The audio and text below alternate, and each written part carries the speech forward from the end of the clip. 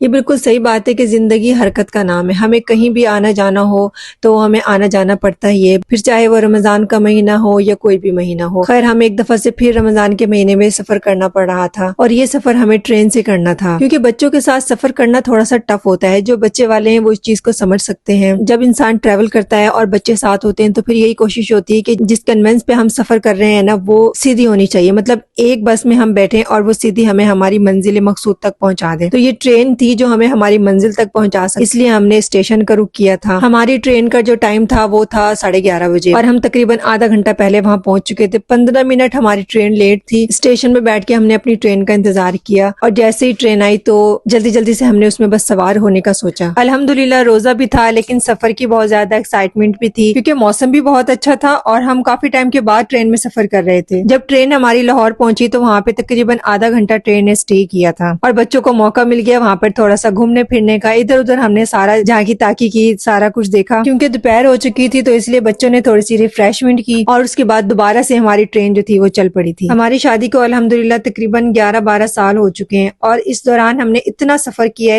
کیا ہے جیسے میں اپنے میکے جاتی تھی تو سفر کر کر کے نا اب شوق پورا ہو گیا سفر کرنے کا۔ اب بچوں کو زیادہ خوشی ہوتی ہے، مجھے تھوڑی کم ہوتی ہے۔ یہ سفر ہمارا تقریباً 3.5 پونے 4 گھنٹے کا تھا، اور الحمدللہ ہم خیریت سے اپنی منزل پر پہنچ چکے تھے۔ اب آپ نے مجھے کامنٹ کر کے یہ بتانا ہے کہ آپ کو ٹرین میں سفر کرنا کیسا لگتا ہے۔